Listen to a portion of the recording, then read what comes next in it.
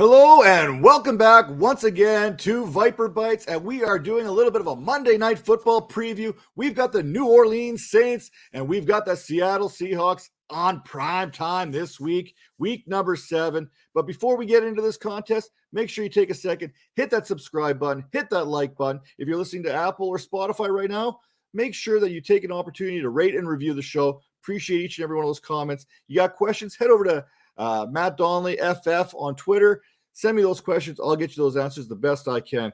Now, before we get into the game itself, let's talk about the injury report. Right now, on Thursday, Taysom Hill, DNP. He's likely going to play a non-factor, maybe gets a little bit of a run this game. Deontay Harris also has a bit of a hamstring issue, a little soft tissue there. He was a DNP for Thursday as well.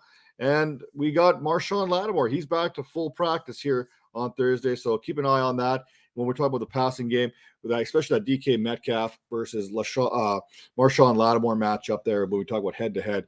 Now for the Seahawks, a big one to keep an eye on is Alex Collins. He's got that groin injury. He was a DNP on Thursday. We're hoping that he can play, but make sure we're keeping an eye on that injury report heading up into this game. Obviously, DK Metcalf, he was a full practice. You can't consider Geno Smith as part of the injury report for DK Metcalf or Tyler Lockett, even though clearly Geno Smith is hampering both of their performances. That doesn't actually get onto the show sheet here. So with that being said, we're going to talk about what the New Orleans Saints looks like, what the Seattle Seahawks looks like. And we're going to head to the New Orleans Saints first to talk about their players and what we're looking for in this matchup. Now, Jameis Winston, he has been boom or bust all season. And I'm not talking about his passing yards because that has been bust. Now, Winston has 2 games in which he has tossed 4 or more touchdowns. He's got a 4 touchdown performance and a 5 touchdown performance on his resume this season. But he has not thrown for more than 280 yards in any contest. And only 2 games so far this season has he thrown for more than 200 yards. And he's played in 5 games. Now, Winston is averaging about 195.6 yards per game and 7.7 yards per attempt. If there's a week for him to hit that 300-yard plateau, it's probably this week against the Seahawks. Seattle is 28th against the pass, allowing 292.3 yards per game. So Winston will be looking to hit them bombs, those YOLO balls, to Marquez Callaway, Kenny Stills, and if Deontay Harris is healthy, Deontay Harris is going to get himself sub. If those aren't there, look for Kamara to play a decent role in the passing game. Now, speaking of Kamara, he is 5th in the league in touches. He's got 109 so far in those 5 games. He is one of, I believe, 10 or 11 running backs that has reached that 100-touch plateau, and he's done it in 1 fewer game than most of those guys. Now, a little bit of a deeper look, he's got 94 carries for 368 yards, 15 receptions for 113 yards. He's got 481 all-purpose yards, all from yards from scrimmage, however you want to look at that. Currently, Kamara is 14th in the league, regardless of the position, as far as scrimmage yards goes, where he's averaging 96.2 yards per game. He is also 14th in PPR scoring amongst running backs this season with 87.1 fantasy points, while averaging 17.4 fantasy points per game. Now, prior to the Saints' bye, Kamara had put together 3 straight games of more than 100 yards from scrimmage, including 129 yards against the Giants a few weeks back. Last week, we saw Kamara back in action. Or last time we saw Kamara back in action, he scored 1 touchdown by land, 1 by air. It wasn't raining, so there's nothing by sea, but that was against the Washington football team. Well, he also rushed for 71 yards. He added 51 yards in the air in the passing game, however you want to look at that.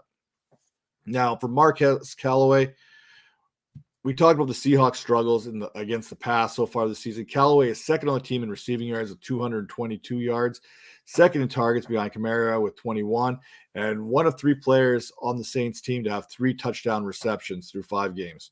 Callaway had back-to-back games of 70 or more receiving yards heading into last week's bye, including a breakout game of sorts against Washington where he recorded 2 touchdowns, 85 yards on 4 receptions. Kenny Stills is one of the newest members of the Saints receiving corps. While they hope to piece things together until Michael Thomas returns to action, full disclosure, I'm a bit of a skeptic when it comes to that. In 3 games, Stills has 9 targets, with 5 of those coming in week 5 against Washington. So he has been getting himself a little bit more involved in the offense. You're not starting him, but just something to kind of keep an eye on and see what kind of usage he has in this game, especially if Harris is limited with that hamstring. Now, Harris is the clubhouse leader in yards with 236 yards amongst receivers. He had 72 yards and a touchdown against Washington last week. That was his only catch of the afternoon. Harris has 50 yards of receiving or more in 3 to 5 games this year, and he's been probably one of the more consistent receivers that the Saints have. You know what? He's even one of the most consistent receivers in this game. I'm looking at the Seahawks sideline here. More on that in a minute. Now, where they have a top receiver that has 50 yards in 3 of 6 games, talking about Seattle there, it hasn't been cutting the deal. Well, you know what? Forget what I just said. We'll get back into that here a little bit later when I talk about the Seahawks. But to steal a nugget from a good friend of mine there, Wes Huber, there when he was taking a look at these matchups, we know the Seahawks play a lot of cover 3. And in his limited opportunities, Harris, so far, he is getting about 0.65 fantasy points per route run against cover 3 this season. So that's something to kind of keep an eye on. If Harris's hamstring is ready to go, he could be a very sneaky play in this matchup. Now, Adam Troutman, Juwan Johnson at the tight end position, neither has done a whole heck of a lot. Troutman has 6 catches on 10 targets. He hasn't found the end zone. Week 5 was his best week, statistically speaking. He had 43 yards, a nice 32-yard catch thrown in there. Juwan Johnson has been that red zone target. He has a team high tied with 3 touchdown grabs, including a pair in a season debut against the Packers that had everyone running to the waiver wire for him. Since then, he's got 1 touchdown, 43 yards receiving on 8 targets. Now, speaking of those Seattle Seahawks here, Geno Smith, good news. The Saints ranked 23rd against the pass this year, allowing 275 per contest. The bad news, you're still Geno Smith.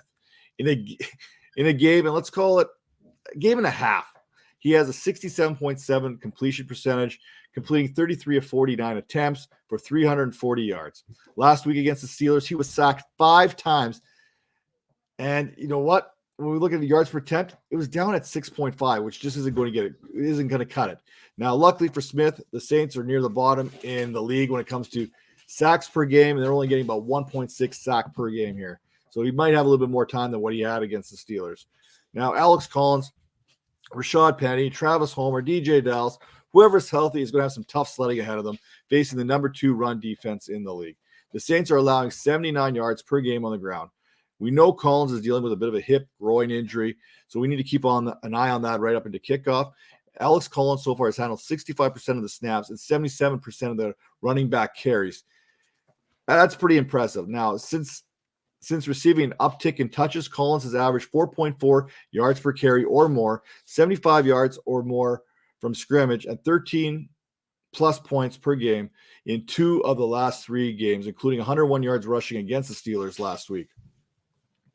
DK Metcalf is still the wide receiver 12 in PPR scoring. He has 105.1 fantasy points, and despite playing with Geno Smith for a game and a half, Metcalf did manage to catch 6 of 7 targets against the Steelers for 58 yards in Smith's first full game of action. Now, Metcalf has been consistent with 50 or more receiving yards in every game this season, while recording a pair of 95 yards or multiple 2 games of 95-plus receiving yards, along with 5 touchdowns. His 441 yards receiving ranks 15th amongst wideouts.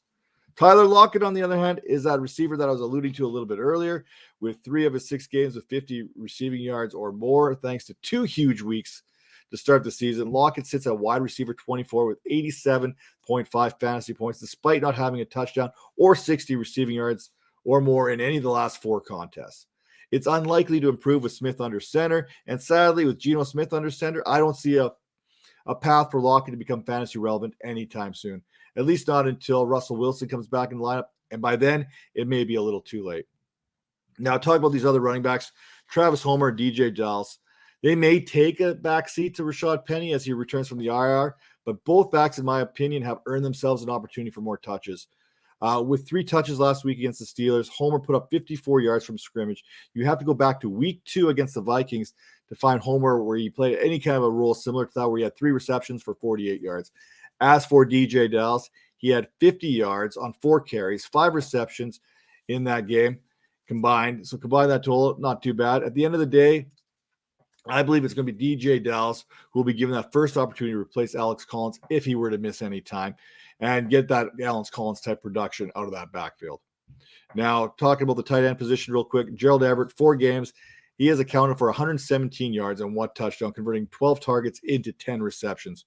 Will Dissly, the Seahawks' other tight end, has 1 more yard with an identical target share to date. Everett's last 2 games in which he's dressed, he has had at least 3 targets and 40 yards. So in the wasteland that is the tight end position in By-Mageddon or whatever you want to call it this week, Everett is an okay option. Definitely better than some of the options that we've seen out there. How this game is going to play out is anyone's guess here right now. 1 week the Saints look fantastic. The next week they don't. 1 week Seattle looks good, and the next week they don't. For me, I'm going to take I'm going to take the Saints in this one. They're going to win this game. Let's call it 24-21. Look for some. We're hoping that Geno Smith can get right. We're hoping he can get on the same page with Lockett and Metcalf. I don't see that happening. I think the Saints defense steps up in a big way in this game. And you know what? I think this is going to be that game that Jameis Winston is going to ball out for the first time in the season. So, you know what? Thanks again for joining Monday Night Football. We have our preview show here for Viper Bites.